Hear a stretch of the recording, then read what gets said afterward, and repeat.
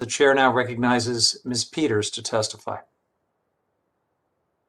Thank you for inviting me to testify about wildlife crime on the internet. My name is Gretchen Peters, and I'm the Executive Director of the Alliance to Counter Crime Online. Our alliance brings together academics, cybersecurity experts, conservation groups, and citizen investigators working collaboratively to eradicate serious organized crime from surface web platforms, including wildlife crime.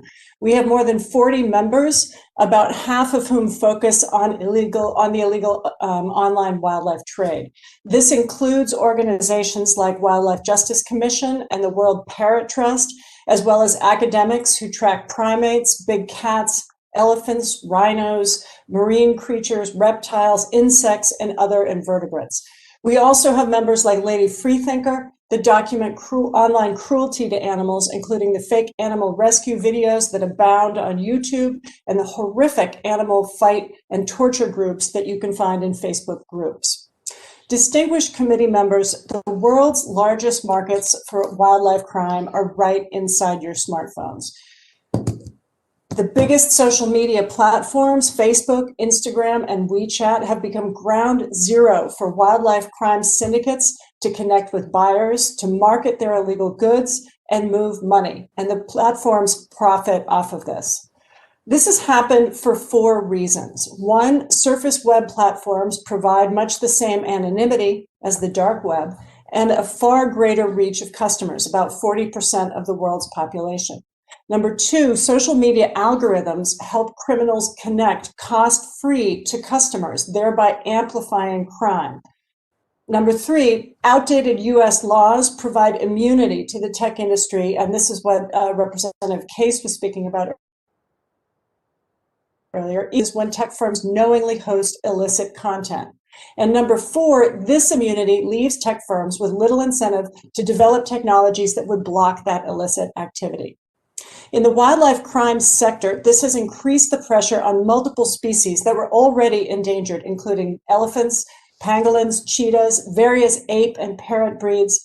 And additionally, it has spawned a truly ghastly global market for animal torture and fight videos. I'm submitting to the written record today our wildlife fact sheet, which provides a summary of the type of content that we track at ACCO. US tech firms, in particular Facebook, often paint looming competition from China as a reason to let them get away with lax moderation policies and monopolistic behavior. Yet when it comes to addressing wildlife trafficking, Facebook is already being outdone by its Chinese competitors. 2 years ago, Facebook joined other tech companies, including China's Tencent, which owns WeChat, in the coalition to end wildlife trafficking online. The firms all pledged to remove 80% of wildlife crime from their platforms by 2020. That, of course, didn't happen.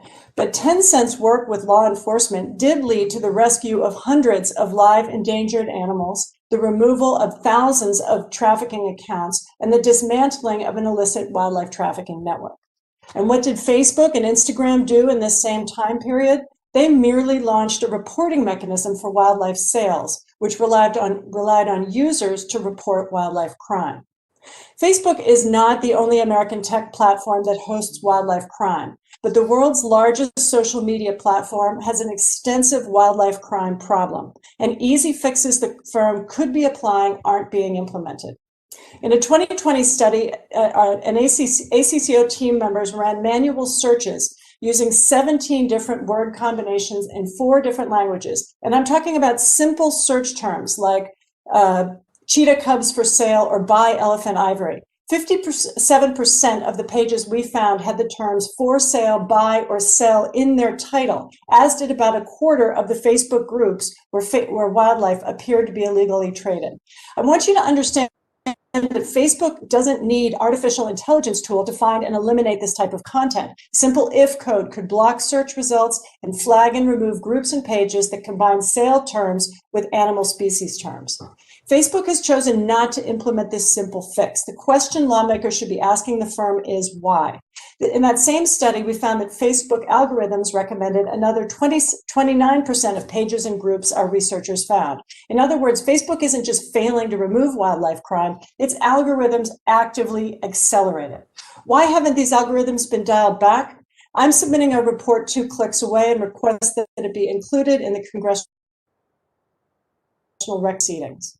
Facebook could make other changes like increasing moderation of private and secret groups, making it explicit to users that the firm will hand over apparent evidence of wildlife crime to animal torture to law enforcement, the same way they must do with toxic content related to children.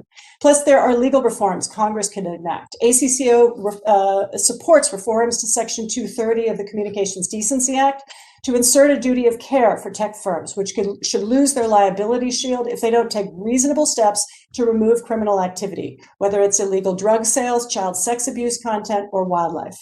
Distinguished Ms. committee Peters, members, I'm going to come back. I will come back when it comes to questions, give you plenty of time to finish out your thoughts. You're making some really great points, and I want to give you that opportunity, but we have to keep moving, and I will now recognize Mr. Von in your opening. Yes, thank you so much. One of my main points is that the issue that we're talking about today is not just limited to wildlife crime. There's all sorts of serious organized crime activity being hosted on the social media platforms that are U.S. firms. They're publicly owned firms, and we need to change the laws that allow those to host this illegal content. If it's illegal to do it in real life, it should be illegal to host it online.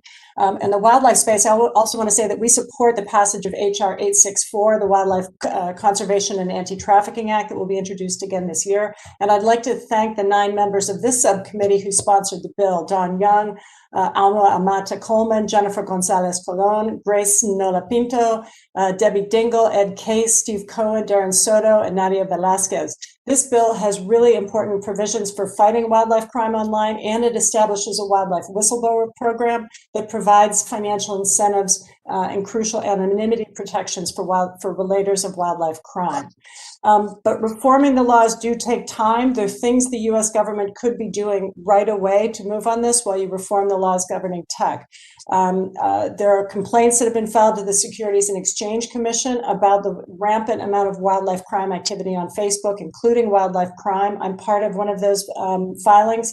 The DOJ could also investigate Facebook to determine if the extent of organized crime on its platforms rises to the level of racketeering violations under RICO. And finally, the FTC could investigate the firm's deceptive practices around its willingness and capacity to restrict and remove illicit content, including wildlife crime, from its platforms. And some of these things might be outside the remit of this committee, but many of the members of this subcommittee are on other subcommittees and committees that have jurisdiction over these agencies.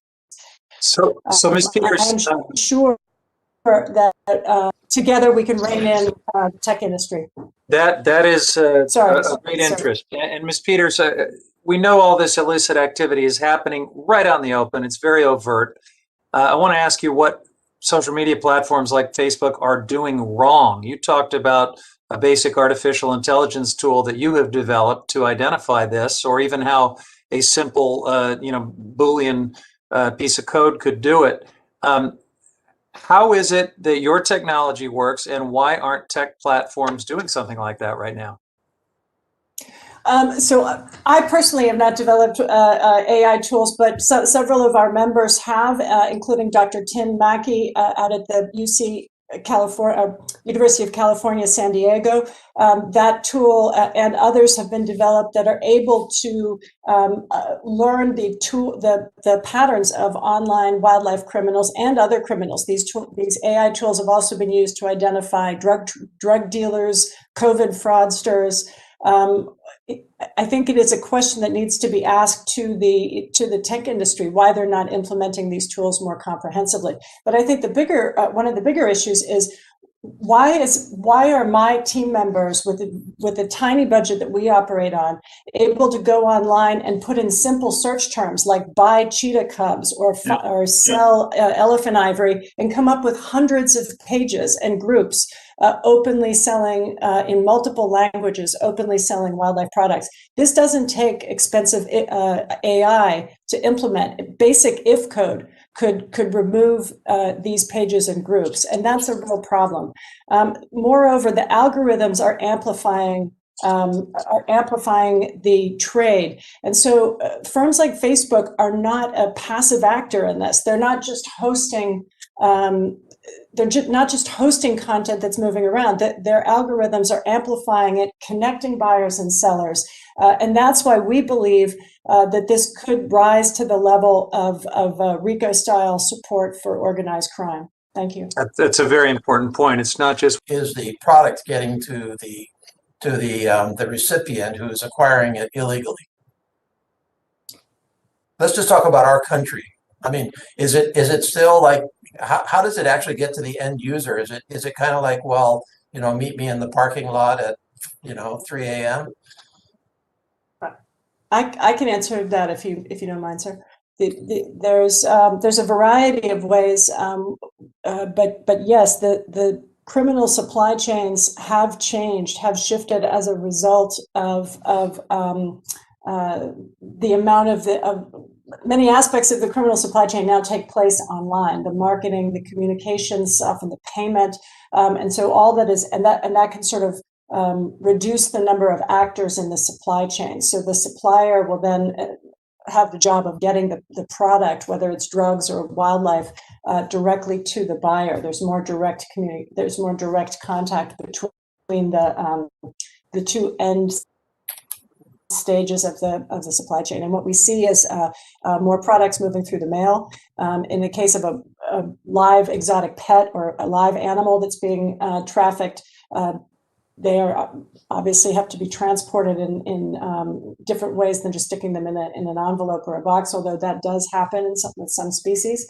And yes, in some cases, again, it depends on the crime network. In some cases, there are person-to-person deliveries, but increasingly we see illegal goods, whether it's drugs or wildlife goods, transmitted through mail services and transport services. Okay. So I guess that gets us back a little bit to enforcement. Well, let me back up a second and ask you, you talked about RICO. And so I was sitting there mulling over RICO a little bit. I take it that all of your feeling is that this is far more of an organized crime enterprise than it used to be. So that in fact, crime syndicates of one kind or another are monopolizing a fair bit of the import, distribution, and delivery process, or are these independent actors? Absolutely, that was also what Deputy Director Gretchen said. We're seeing more evidence that these are large crime networks, and I think one of the things that I would like to see changed about the way the tech firms approach this is to go after. Is to have their internal intelligence operations go after, or law enforcement, or their internal enforcement actions go after networks as opposed to individual pieces of content. Some of our members are tracking very large wildlife networks or relatively small ones that are responsible for a large percentage of the trade in a particular species, whether it's a chimpanzee or a cheetah or a type of wild parrot. Okay. So, I believe that if you look across the range of crimes occurring on social media, not just wildlife, but drugs, human trafficking, child sex abuse material, it starts to rise to the level of a company that is supporting a large and profiting off of a large amount of organized crime. Understood. Okay, well, thank you. Since I have the last word, I just want to thank you for each and all of your passion and commitment. I think you have seen that many of us share it very much. And it's not a question of whether we have an issue. It's a question of exactly what do we do about it. So